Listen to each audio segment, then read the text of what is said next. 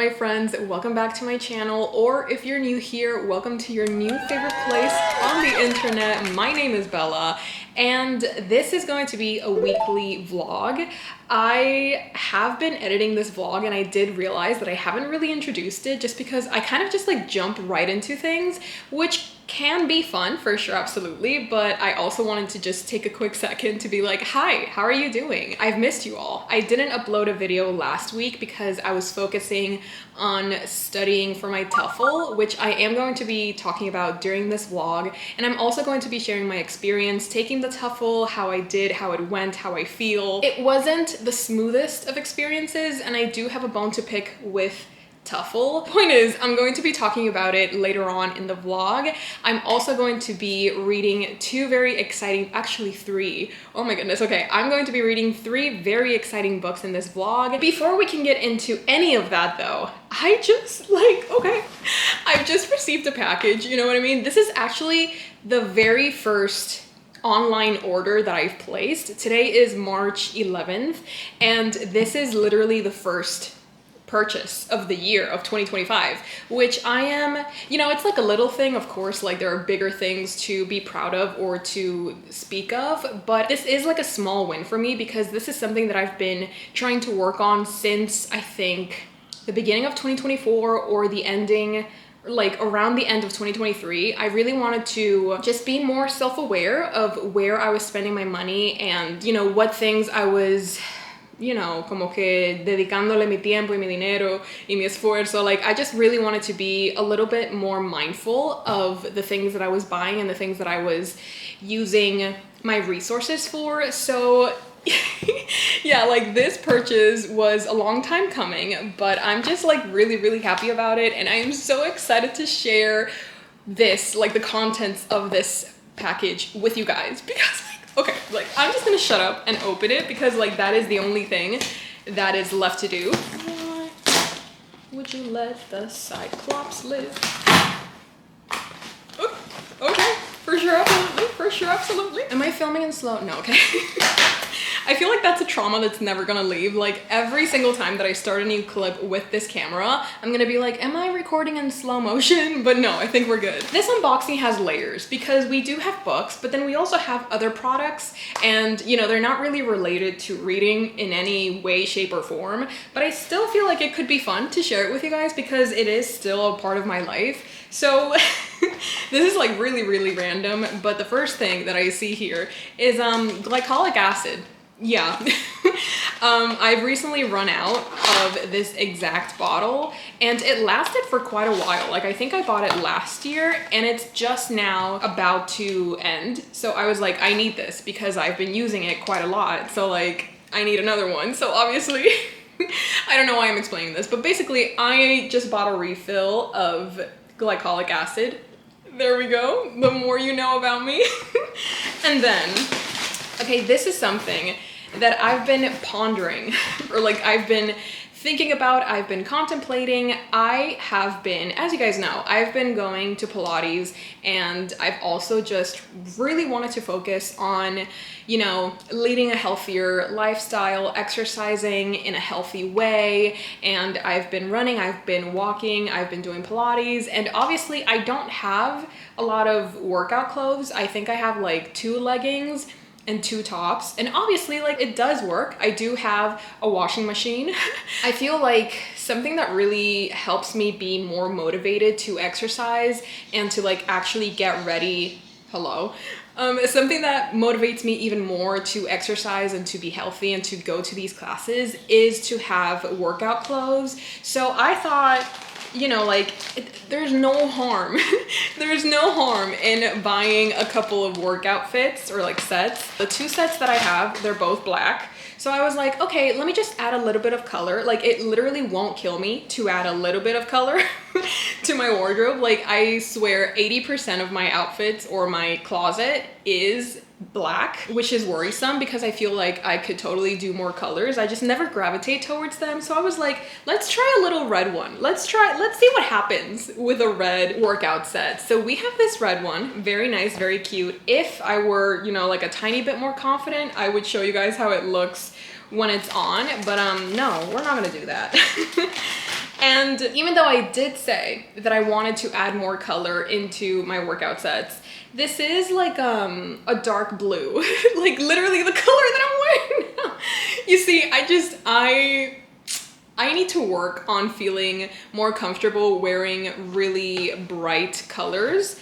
But for now, I think I just feel really nice wearing these types of colors. So like, I don't know, sue me. Anyways, yeah. So workout clothes, I just wanted to get them because it gets me excited to keep exercising. It gets me excited to try new things.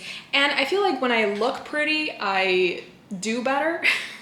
There's some psychology behind all that, obviously, but it's very ironic because I also talk about this, I think I talk about this, but I basically can't exercise right now. I mean, I guess I could run and keep walking, but I do have like this, you know what, we're not gonna talk about it because then I'm gonna, you know, not be in a nice mood. Like, I just want to be in a happy mood right now.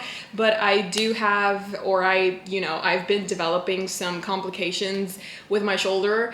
And because of this pain, there is a lot of limitations to what I can do. Like, I even had to cancel my Pilates membership because I just can't. Like, I can't do anything. So, yeah, that's exciting.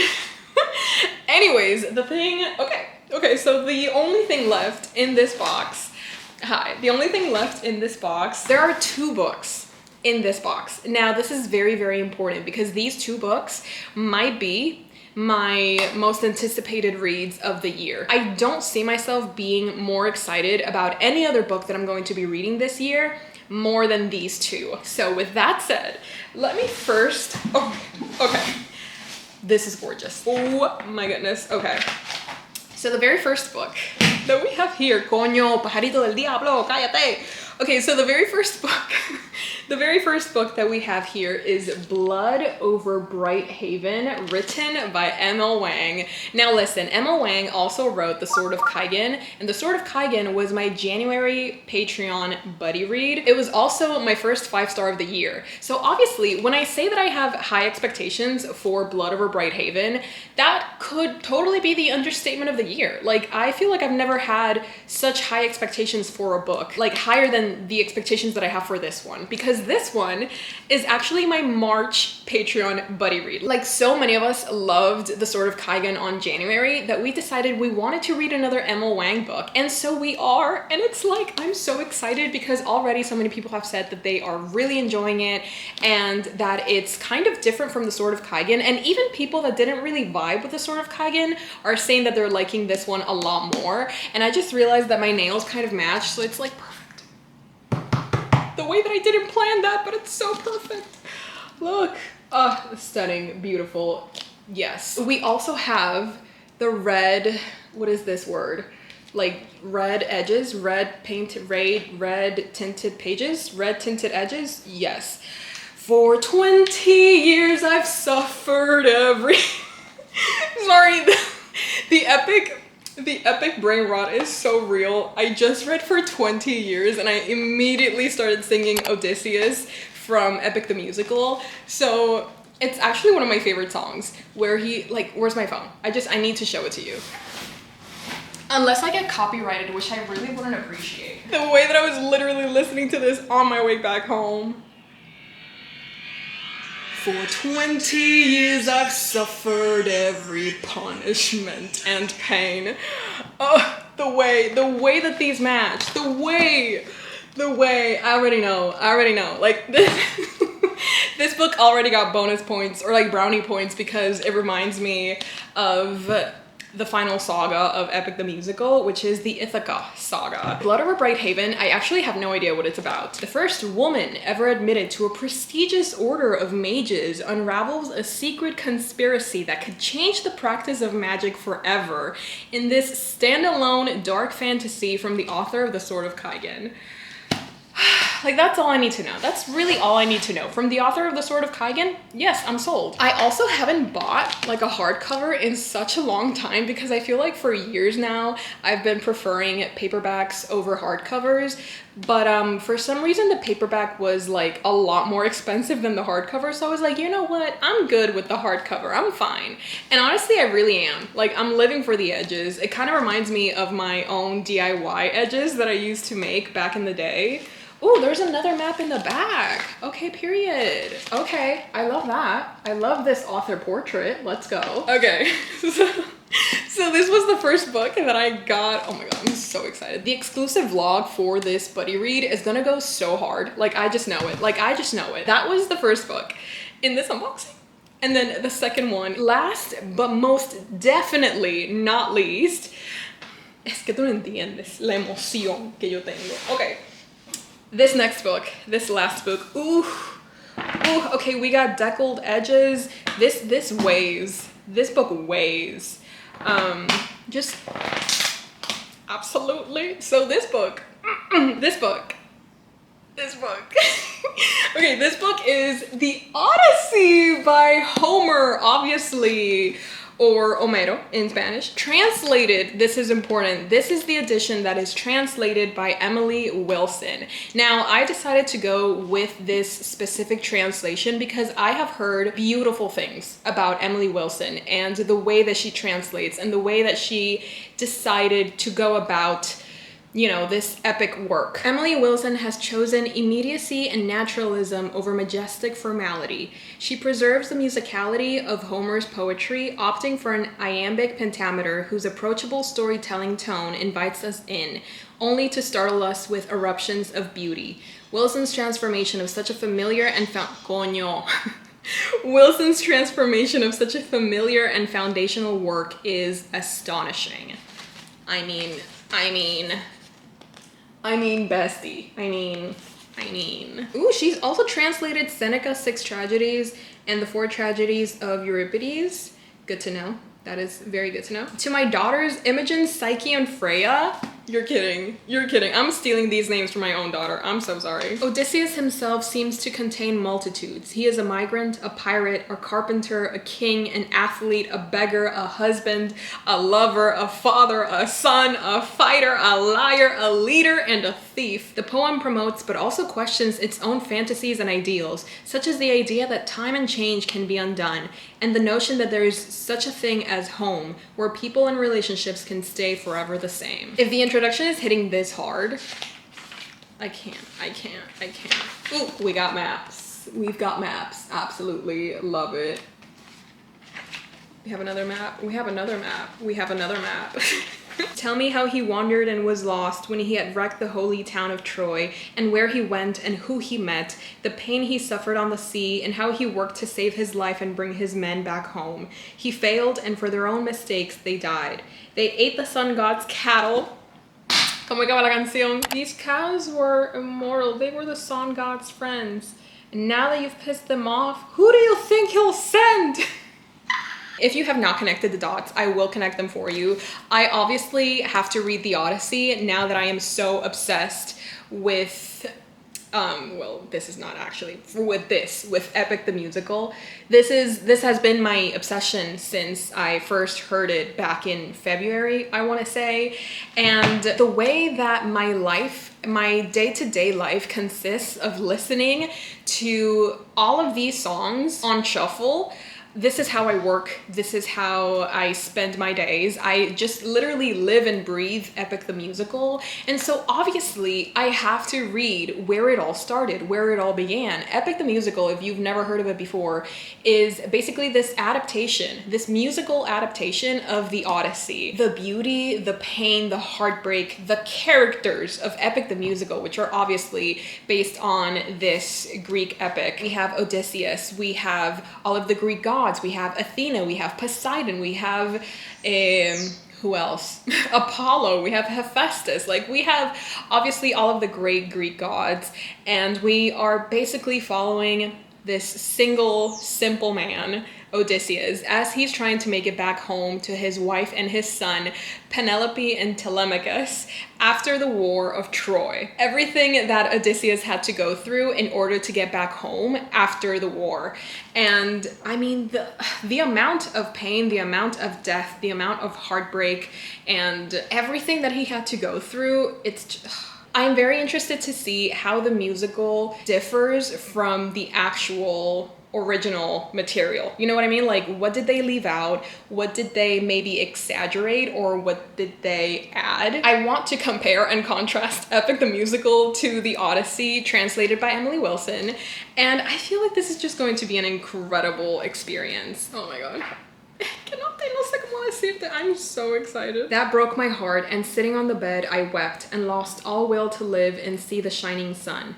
When I was done with sobbing and rolling around in grief, I said to her, okay, I'm already obsessed with this writing, but Circe, who can guide us on this journey? No one before has ever sailed to Hades by ship. And right away the goddess answered, you are resourceful, King Odysseus. You can do it. Oh my god. Literally, es que tú no entiendes. Es que tú no entiendes. I'm literally like, oh my god. No longer, like, the Underworld saga is probably one of the best sagas of the entire musical. I said what I said. I said what I said. All I hear are screams. Every time I did close my eyes. Oh, okay, anyway, this is so random. I'm so sorry. I just got too excited and I forgot. Oh my god. Okay, so this is the Ithaca saga. The way that I'm dividing the Odyssey, you know, like dividing it into the sagas that Epic the Musical is divided into, is very funny to me. He's just a boy. Okay, so basically these are my two new books. I am very, very excited for both of them. I have to be, if I'm being extremely, completely transparent and honest, I'm a little bit more excited about The Odyssey than I am about Blood of a Bright Haven, but nevertheless, like, if I could split myself into two and read these at the exact same time and like, you know, be able to experience both of them individually and have unique experiences with both of them at the same time, I would. But I can't. I'm just very, very excited about my purchases. I just know, like, I'm saying it right now, I feel like both of these are going to be 5 stars. I know that's a bold claim. I know it's been kind of hard for me to find like a solid 5-star in 2025, apart from, you know, manga and Emma Wang. But I truly feel like these two could be really great contenders for my 5-star trophy. So, not that it's a trophy, but like, you know what I mean? I just really wanted to welcome you guys. Oh my god, imagine, just like imagine me walking, you know, once I get into the masters that I am going to be applying for, I will get in. Once I get in, just imagine me walking down the streets of my new city with this book in hand. Oh my god, I can already see it. It's gonna happen. It's gonna happen. I'm just very, very, very, very, very excited about all of this. But anyways, I just wanted to welcome you to this week's vlog. I really do hope you enjoy everything that I have in store for you guys. We have a little bit of everything, truly. We've got reading updates, we have life updates. Anything that I want to share with you guys, I will be sharing. Later tonight, I am actually going to be getting an MRI scan because of the shoulder pain that I mentioned earlier. And I will be honest, I'm just like a tiny bit paranoid or like scared or terrified because the last time that I was in an MRI machine was for the pain on my hip, you know, the pain that resulted in me not being able to walk for a while, and then I had to do physical therapy for like 7 or 8 months or something like that. So it's kind of like I'm trying my best not to let my mind go to dark places. Like, I'm just really trying my best to stay optimistic and stay positive, but I just really want to get some answers on what the heck is going on with my shoulder, because it is, you know, it's starting to impact my day-to-day life, and obviously I can't do the things that I want to do because of this pain. So some answers would be nice, and then a treatment, of course, if possible. I hope you enjoy the rest of the vlog, and we will talk later. Bye.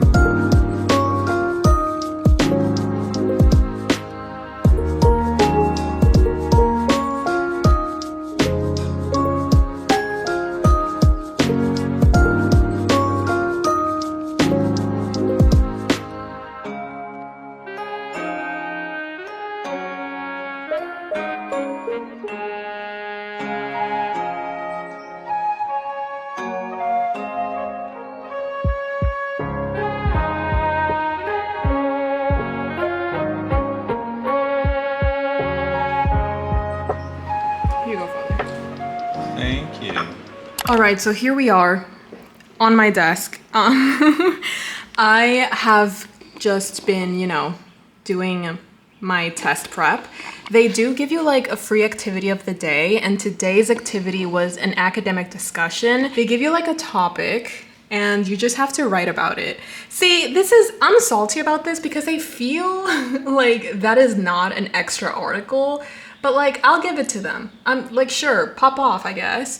But anyways, apparently that error wasn't that bad because the rest of the section is okay. And I did still get like the 5 out of 5. So like, I'm definitely not complaining. And apparently I need to develop my organization and development, which again is fine, like totally allowed. I have completed all of my practice tests.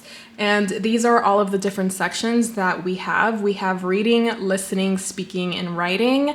And I believe that in all of them, I got like good scores. Except for, I cannot believe that in reading, I got 86%. Me, a booktuber, got an 86% in reading. I'm gonna scream. But also, I'm not very surprised by that because I think it was definitely in this one where they were talking about dinosaur extinction, and I was just like so over it. Like, it was so long and I was like not into it. So there were some questions where I was just like, you know what? I don't care.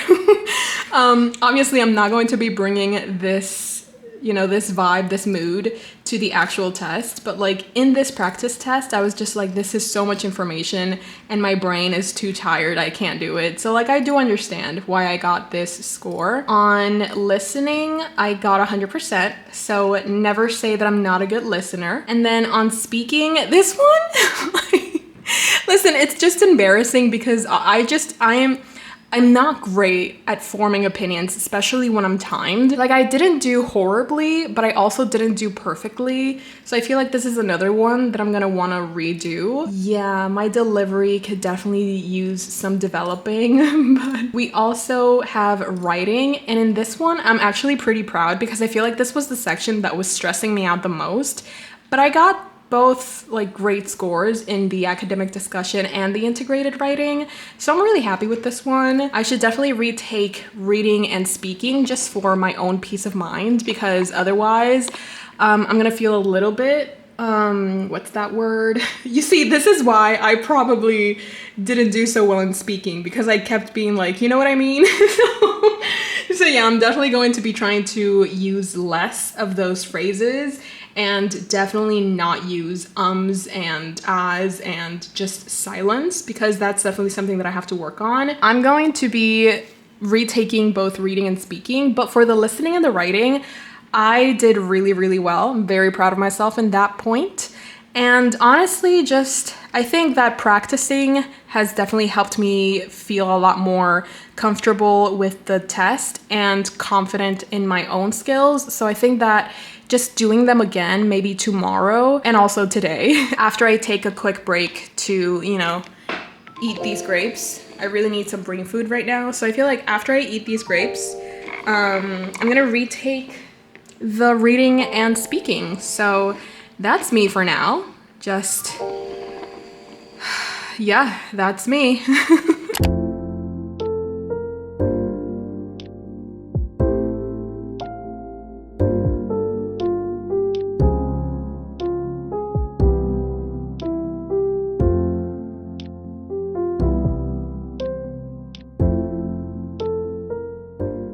I didn't get the perfect score that I was looking for. I got a 95. I got one question wrong, and honestly, I'm okay with that. Like, I can live with that, you know? As a woman, as a girl in the 21st century, I am okay with this score. I am okay because it is a practice test. I am okay because, let me show you. I have C1, which is what I need for my master's. So I'm good. I'm so fine with this. So this is how we're doing. This is how we're feeling. This is the final look.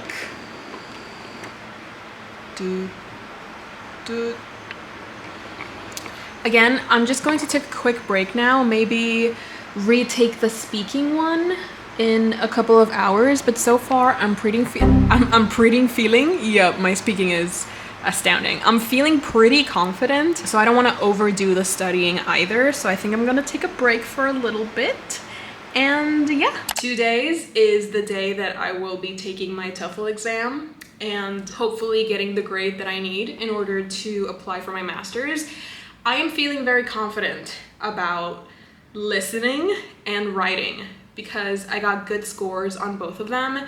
And you would think that I'd say I'm feeling confident in the reading, but I feel like they purposefully make the questions a little bit complicated, or like not complicated but confusing, like the wording that they use. Like you gotta really pay attention to what specifically they're asking for, because it's easy to get tricked because of the questions. But I think that with enough time and, you know, just taking things slow and not trying to speed through everything, I think I'm going to be okay. So I'm feeling good, I'm feeling confident. I'm really hoping that I'm not jinxing it by saying that I feel confident, but I genuinely do. I have just been reading all of your good luck comments, and there was this one specific comment that was like, "You read War and Peace, you for sure can do well on your TOEFL." And I was like I had never seen it like that, in the sense that I have read so many classics. You would think that I would be over-prepared to take the TOEFL, but for some reason I had never thought of it that way, so I genuinely want to take a second to thank the people that made me see the bigger picture, that made me realize my potential and just like how little I have to stress over this. Like obviously I think it's normal to stress because it's a test. It's like something new that you've never experienced, you know, new experiences make you kind of nervous at times. So I think it's normal to be stressed, but like I definitely don't need to feel anxiety over it. Thank you to everyone who sent me good luck, like good luck messages. I truly needed them, and they have definitely changed my mindset. I feel a lot more confident and a lot more assured for my test on Wednesday. And yeah, now I'm gonna chill because I've been practicing for maybe like 2 hours maybe. So like I definitely need to take a break and just kind of celebrate, you know, celebrate that I did so well on the practice tests, I guess. And yeah, so now I'm gonna chill, but I just wanted to let you guys know about that small little update. And yeah, we'll talk later.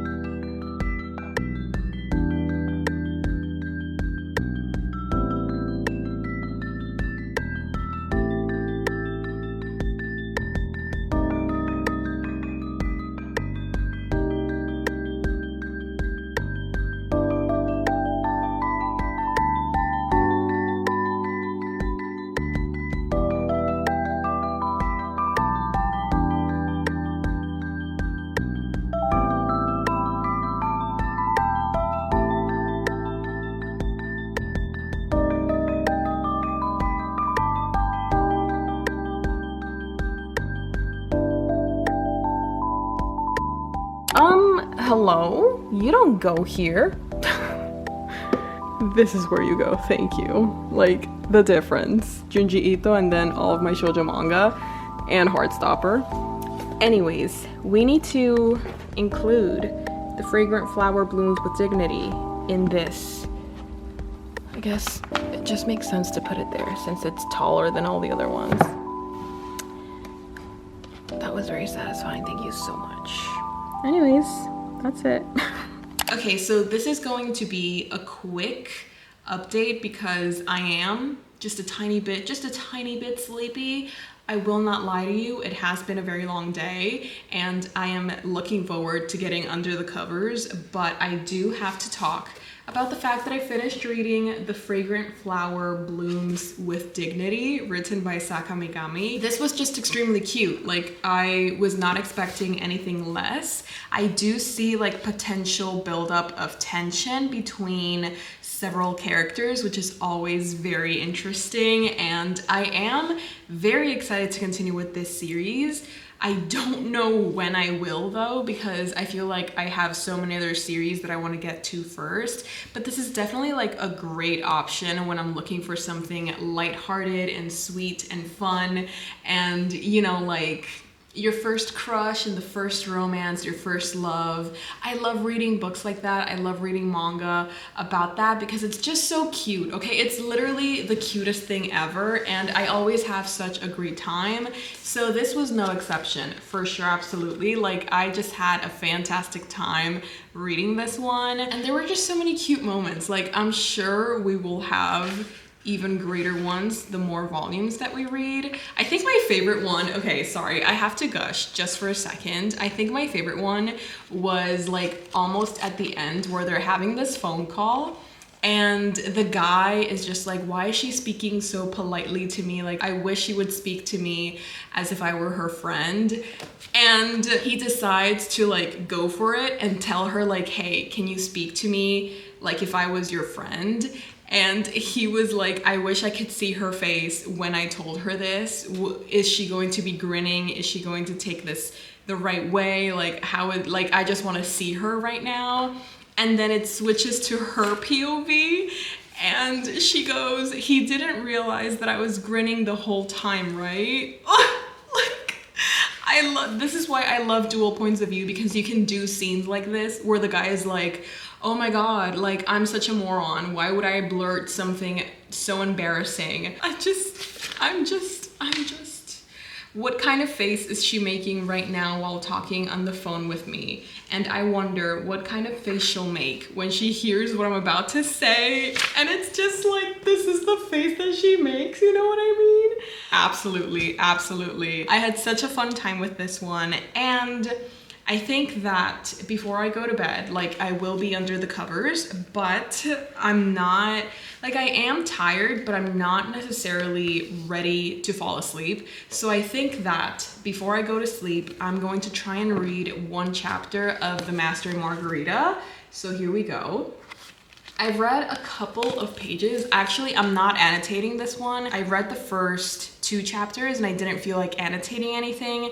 I mean, I've read the first 11 chapters and I haven't felt like annotating anything, which is not a bad thing necessarily. Like, it doesn't mean that I'm not enjoying the book. It doesn't mean that I'm not having fun with it. There are just some books that I decide not to annotate, and there is nothing wrong with that. So, like, I don't have to annotate a book to love it, is what I'm trying to say. So I'm currently on page 117, and chapter 12 looks to be, or seems to be, a pretty long chapter.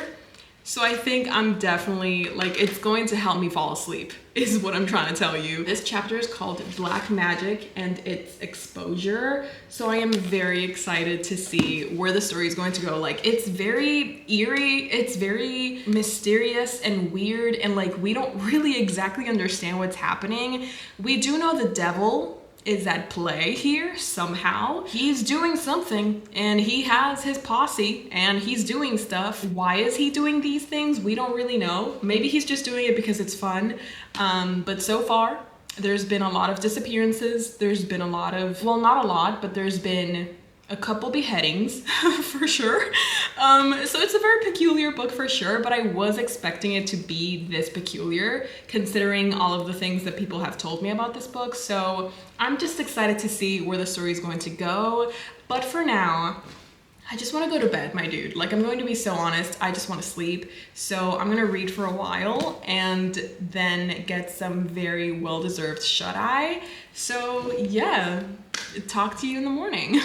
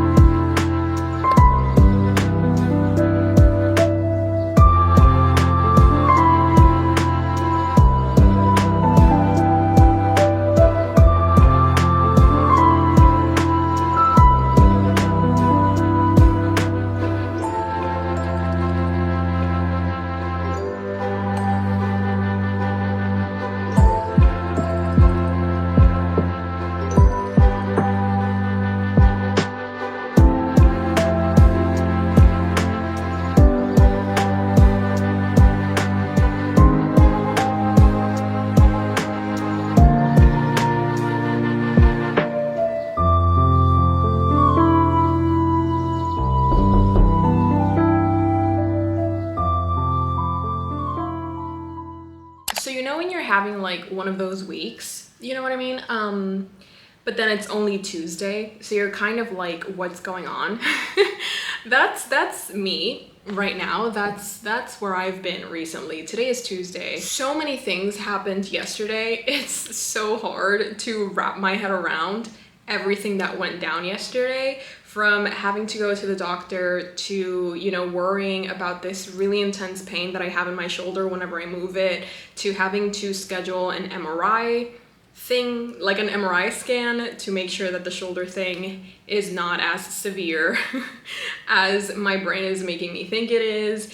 And then we had to rush my dog to the vet at night because he was dry heaving for reasons unbeknownst to us. So there was just like, there was so much stress, so much anxiety, so many things happening yesterday, and it just, every single thing that was happening was spiking my anxiety. And today it hasn't been as stressful just because we're more so in the trying to control these situations stage of the issues. So yeah, but I'm still feeling like the effects of everything that I had to go through yesterday. Like, it's not like I experienced that yesterday and that I'm fine today.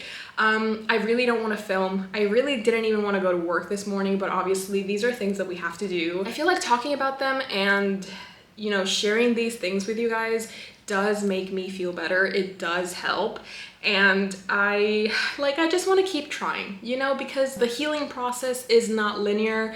You will have off days, you will have bad days, and just because that's true, you know, it doesn't mean that your healing process stops. It's just part of the process. So I just wanted to quickly talk to you guys about some reading updates that I have, you know, just try to focus on things that are actually bringing me happiness at the moment. And the very first one is the fact that I'm still reading I am still reading Master Margarita. I honestly did not think that it was going to take me this long to finish it. I've been reading it in, you know, my sprints with my Patreons, and I've been trying to read it when I went to the doctor, you know, in the waiting room and things like that. So like, I just don't know why I haven't finished it. I'm not loving it, but I am still enjoying it. So you would think that by now I would have finished it, but my goal for this week, hopefully I'm not jinxing myself by speaking it into existence, but I do plan on finishing this book this week just because I'm really excited to see where the story is going to go. And I feel like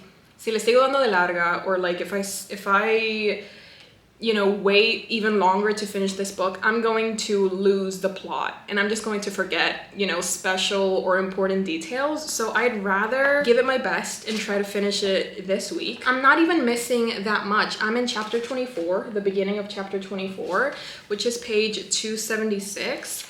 And this has 396 pages. So I'm literally missing 100 pages to finish the Master and Margarita. And that is going to be this week's goal. And then after I finish Master and Margarita, I really want to start The Fall by Albert Camus. The Fall is a novel of the conscience of modern man in the face of evil. Like, what do you mean? Like, how can I not pick this up immediately? Spare and lucid, burning with wit, a monologue on the human condition. Like this book was made for me. So yeah, I just really, I really want to. Like, I really want to. I'm just in the mood to read a philosophy book. I'm in the mood to read more by Albert Camus. And I feel like after The Fall, I'm definitely going to be starting The Myth of Sisyphus, which is the other Albert Camus book that I have. Unless you authorize me to plead your case, he will not guess that you want gin. There, I dare hope he understood me. That nod must mean that he— Wait, is he talking to me? Thank you. I'd accept if I were sure of not being a nuisance. You are too kind. Oh my god, I feel like I'm missing half of the dialogue because he's like speaking to me, but he's like replying as if I'm answering back to him. You are right. His silence is deafening. Oh my god, okay, I'm even more excited to start The Fall because I didn't know it was that type of narrative. Or maybe that's just for the first chapter. Oh no, it's not. Oh no, it's not. Oh no, it's not. I think that for the entirety of the book, he's speaking to me directly as if I'm part of the conversation. That is crazy. I've never read a book like that. So anyways, these are my reading plans for the week. I'm very excited for both of these. I just really want to know what I'm going to be rating this one because, as I mentioned before I started this, so many people were interested to see what I was going to think of it. Like, was I going to love it? Was I going to find it extremely weird and, what's that word? It has a Z. Bizarre. Thank you. Yeah, was I just going to find it completely bizarre and weird and off-putting, or was I going to love it and fall in love with these characters? Like, I need to know. So far, I'm kind of feeling both. Like, it is extremely bizarre, but it's still so captivating and interesting, and I am looking forward to keep reading it, but also I'm not like fully committed to these characters. Like, I just don't know. Bottom line, I have to keep reading in order to find out. I think that for now, I'm going to get into some comfier clothes and spend some time with Master and Margarita, and maybe watch another episode of the K-drama that I'm currently watching. I haven't watched a K-drama in the longest time, but I recently saw this new K-drama come out, When Life Gives You Tangerines, and it basically has two of my favorite K-drama actors out there.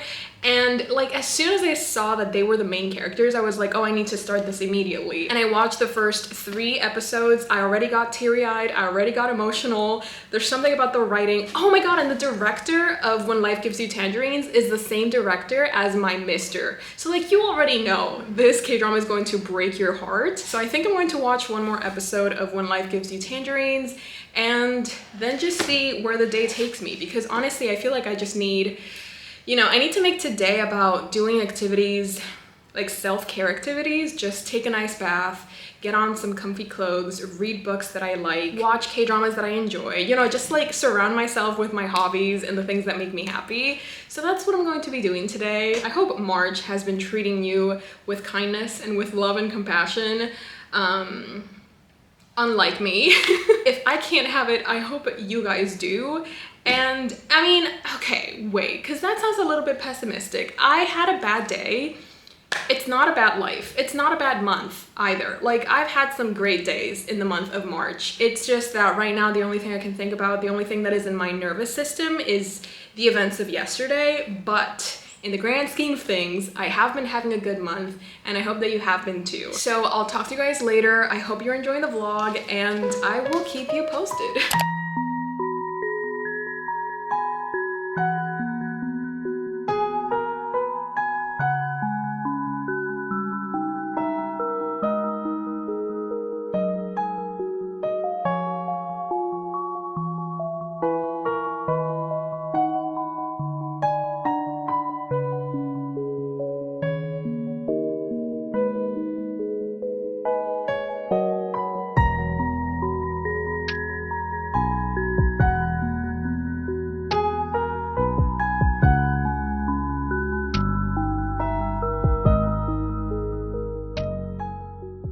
So I've just been crying my eyes out, so I'm so sorry for the state of myself. But I've just been watching When Life Gives You Tangerines. I just finished episode 3, and when I tell you that I didn't stop sobbing, there was one point in the episode where you just start crying and you don't stop. You literally just don't stop. It's here.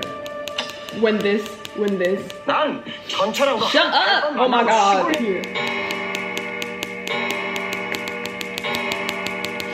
It's like everything that happens after that moment actually, like, it actually chemically changed something in me. And it's just like this whole sequence of the running to the shore and then the swimming, and it's just like a lot, you know what I mean? And like, yeah, the first 2 episodes were great, but then this 3rd episode, it just like, you know what I mean? Like, I don't want to cry over it, but like this. Espérate, amiguita, que tú no entiendes, como que, like, this is really beautiful. And I wish I could explain why. Actually, maybe I can. Let me try my best. I just believe that this episode is so beautiful, but at the same time is so tragic, because we're basically following the story of Esun? Yes.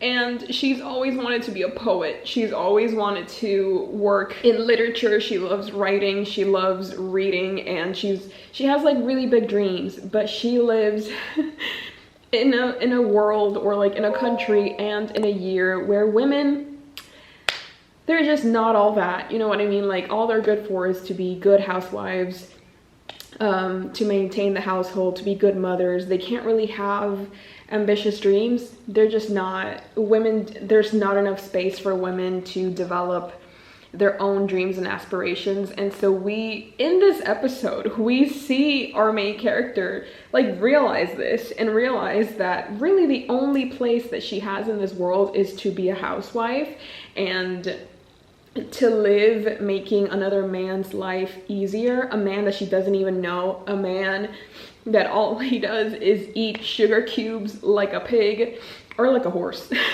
This episode was really it's really emotional, because you see in real time this girl coming to terms with the fact that she's never going to be able to live her dreams, and you see her giving up on those dreams, and it's just like it really, like, it makes you think, you know what I mean? Like, dang, this girl had so many dreams.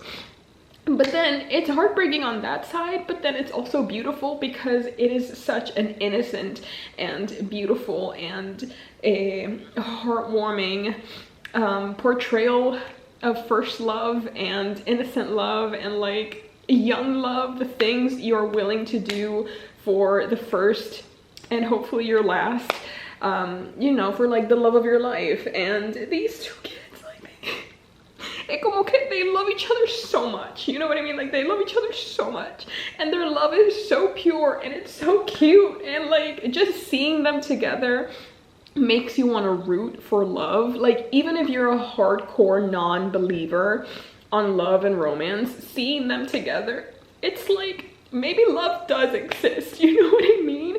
Y como que yo no puedo, bestie, no puedo. This episode, it hit me way too hard. It hit me way too hard. Y entonces al final, es que tú no entiendes. Like, you don't understand. Because, like, you don't understand. But then also you don't understand. Because, like, if it's this good now, if we have what we want right now, that means that for the rest of the episodes, there's going to be something that's not going to be what we want. And even just thinking about the fact, or like the possibility that they are not going to be together, but then the possibility that they could be together, it's just like, the point is, this K-drama is ruining my life, and I'm very happy about that. So I just wanted to share that with you guys. I honestly haven't had such a visceral reaction to a piece of media that has not been books in a very long, or maybe not even a book.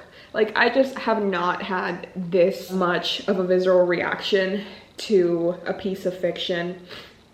I honestly can't remember the last time that I cried over a K-drama or anything really. So, you know, apart from real life. So yeah, I just really wanted to talk about this. I just really wanted to talk about when life gives you tangerines, because if you guys have seen this on your Netflix homepage and you were like, sounds interesting, I may watch it, and then you never do, let this be your sign that you have to watch it right now. Like, I even give you permission to pause this video, come back to it whenever you can, and just go watch When Life Gives You Tangerines. You understand? Like, I need you to feel what I felt. I need you to cry over what I'm crying. I need you to understand how beautiful this show is. It just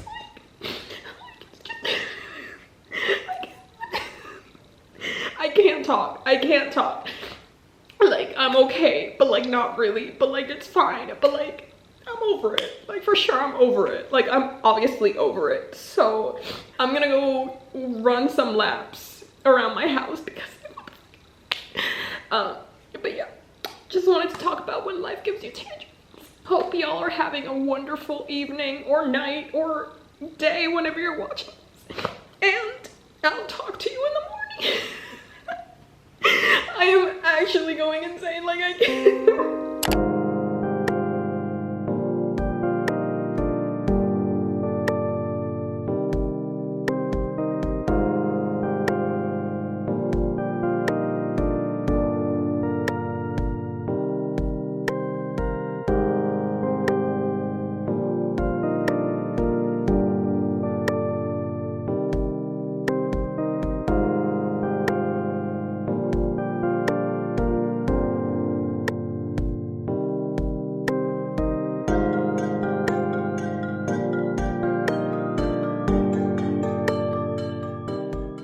So it's a little later in the day, and I feel like now is the perfect time to talk about my TOEFL experience, because I've seen a lot of you asking me to talk about it. You know, how was the whole process of, you know, getting the date for the test? How was the test itself? Was everything smooth sailing? I feel that by sharing my experience, it could maybe help some of you who are also going through the same process of having to take an English proficiency exam, more specifically the TOEFL. And if you have any questions, feel free to leave them down below. But for now, this was my experience. ¿Cómo te explico? It wasn't the smoothest of experiences just because I was taking the at-home test, because in my country, I was looking at like the possible test dates, and there were only 2 dates available where I could go to a place and take the exam. And those dates were too far away from when I needed the results. So taking the exam at a specific location was just not going to work. So I had to take the online test,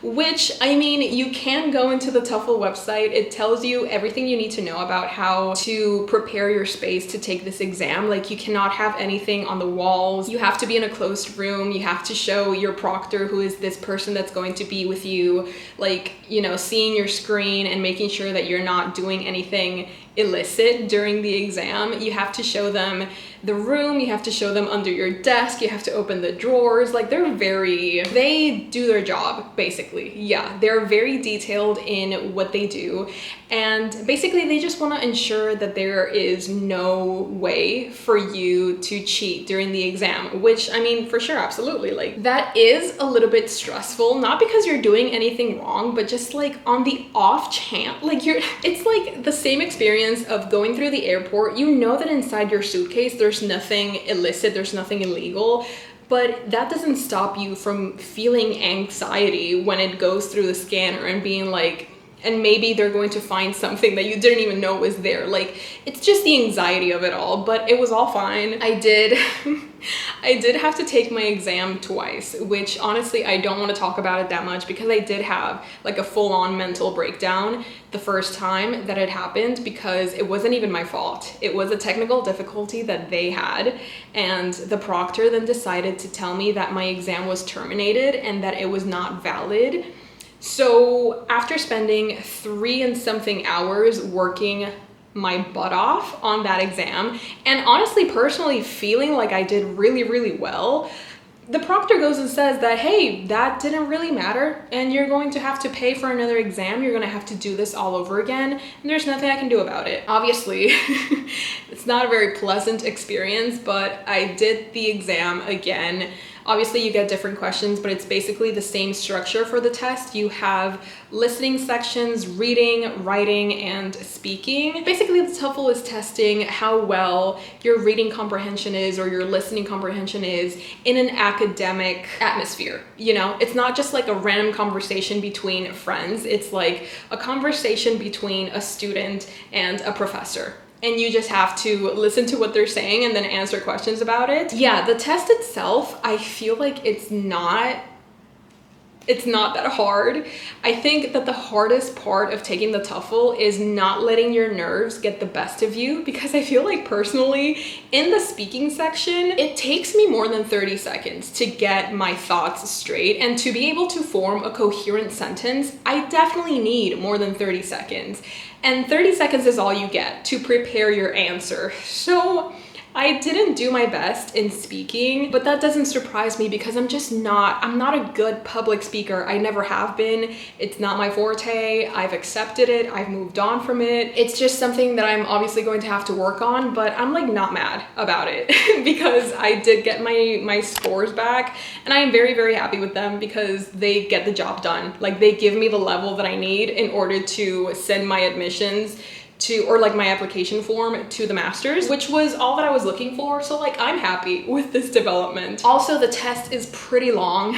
Like, you do have to spend more than 2 hours doing this exam. I mean, in my case, I had to spend more than 6 hours because I had to do it twice because the proctor lied to me, and I did have to pay again. I have beef with the TOEFL, unfortunately. And again, if you guys have any questions on the TOEFL about my experience or what I did to prepare or anything at all really, feel free to leave them down below, and I will be trying my best to answer each and every one of them to the best of my knowledge. And now I am gonna go take a quick break. Maybe keep editing or read. I'm in between those two. But anyways, I just wanted to talk about my TOEFL experience for a second. And hopefully it's going to help some of you feel a bit more prepared, or a bit more, like just a bit more settled in terms of, you know, having to take the test and having to go through this experience, which is not a very nice one, but it's also not as hard as you think it's going to be. I promise you that. Like, you got this. If I can do it, so can you. We're in this together, so we're good, you're good, and we'll talk later.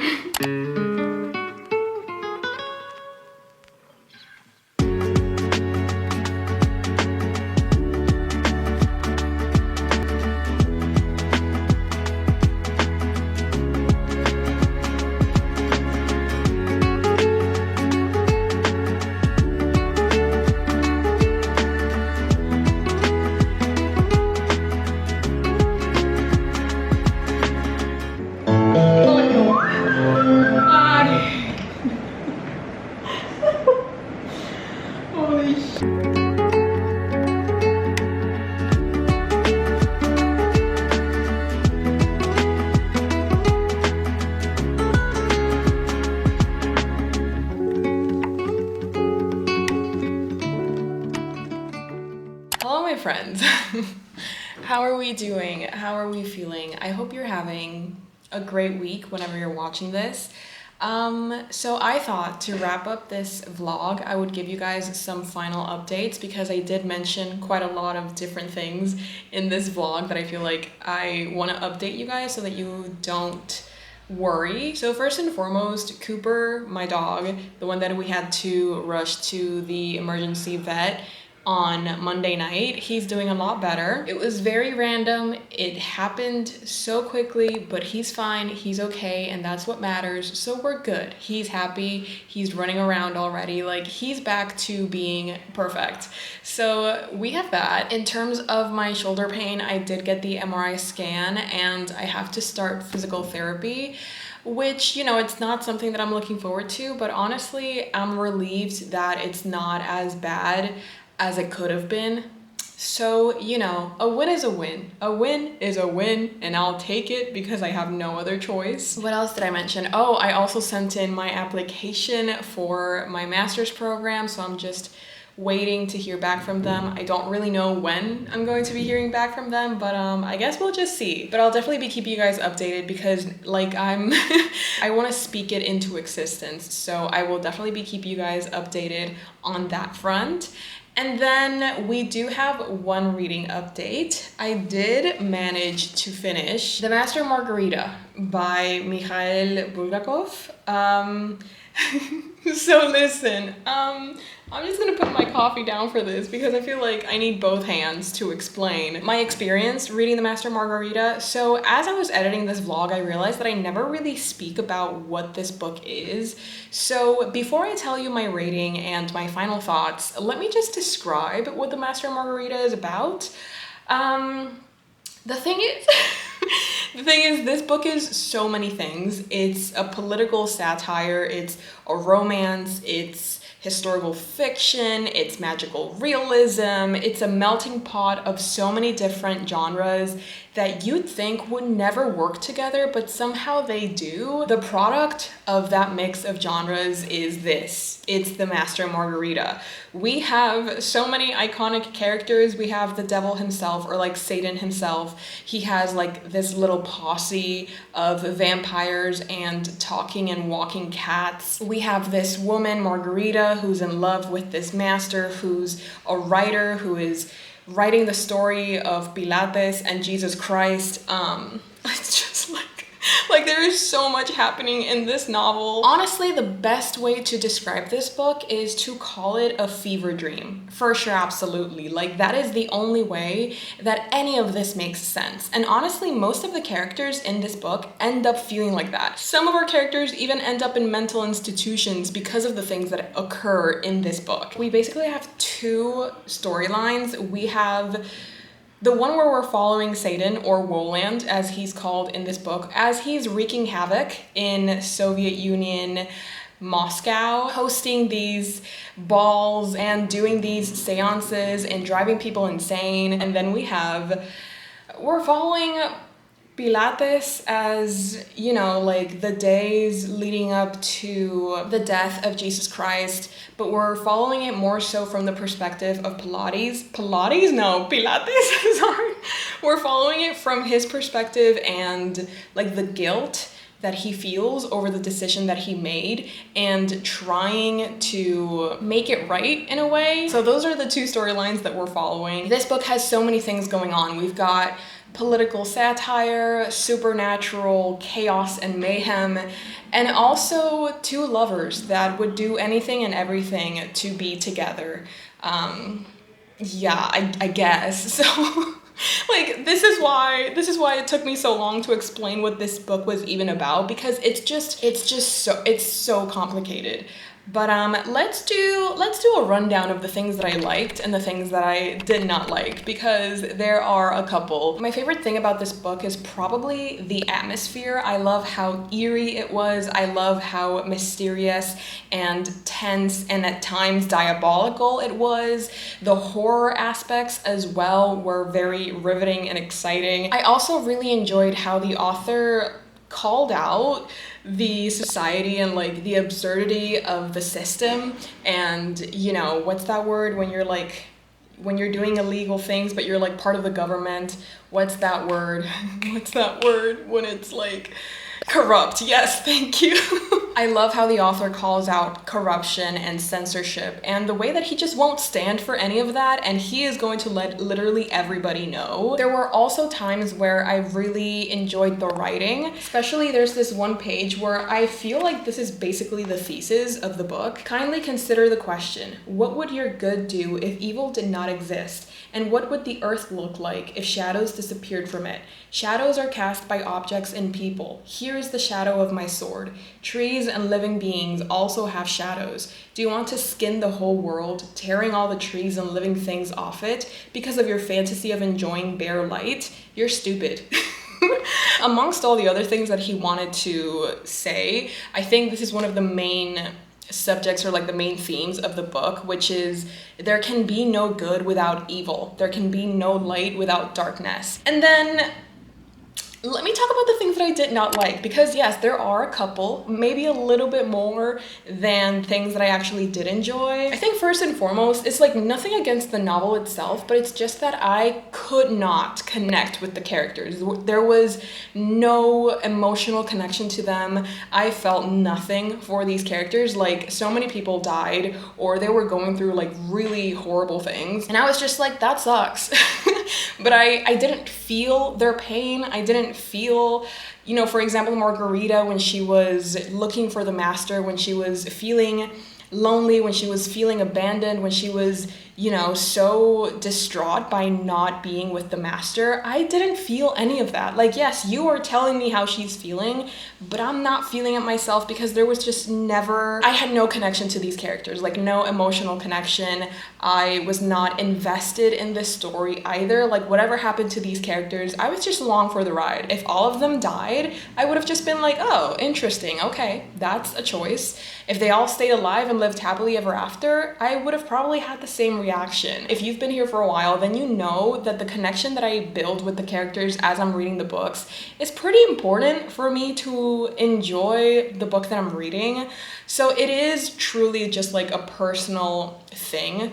Nothing against the book, it's the thing that I was missing, an element that's pretty important to my reading experience, and I just didn't have it. And also, I have mentioned it before, but just like the overall sense of confusion, at times it could be fun, at times I could just like accept that I was going to be confused and it's okay, but then at other times I was just like, I'm tired of being confused.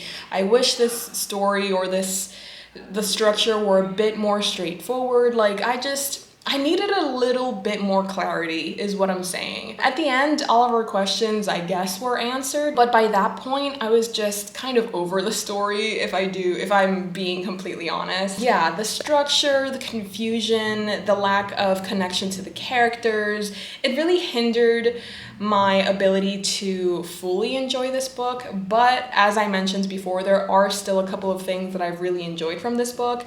So because of that, because of all of the things that I've mentioned, I think that I'm going to end up giving this book a 3 out of 5 star, which is like not bad. Like, that's a good rating for sure, absolutely. I'll give it a 3 because it's like no other book that I've read before, but I also don't think I would ever want to read another book like this. So yeah, those are my thoughts on The Master and Margarita. If you guys have read this book, let me know in the comments below what you thought of it. Do you love it? Do you hate it? Would you recommend it? Do you have any other similar books like this that you would recommend to other people, not to me, because I probably won't read them. I'm sorry, I have to keep it real. I didn't actually get around to starting the fall because this week has not been great. I'm gonna be so for real. This week has not been great. I have been trying my best to stay positive and to stay optimistic, but like, bestie, life keeps testing me and I'm really trying to stay afloat. I couldn't start The Fall by Oliver Camus, but I feel like I may start it next week. I mean, I definitely will, because I don't have any reading plans after finishing The Master and Margarita. So this is something that I'm very excited to see how I'm going to feel about once I start it. With all of those final updates, I can now end this vlog. I really do hope you guys enjoyed. I feel like there's so many different things happening in this vlog, and I hope that you could enjoy all of them equally. So thank you so much for watching. If you'd like to see more from me, I do have a Patreon where I post exclusive content. I host readathons, reading sprints, and a monthly book club. This month we are reading Blood Over Brighthaven, and I am so excited to read it. The link is down below if you would like to check it out. I would love to have you join my Patreon. It's always such a fun time, and you would be very, very welcome. I hope March treats you with love and kindness and compassion, and I hope that you know that all the love that you put out into the world will find its way back to you. So with those words, I'm gonna go. I love you very, very much, and I will see you next time. Bye. Hey, Jimmy, you nice. Keep going.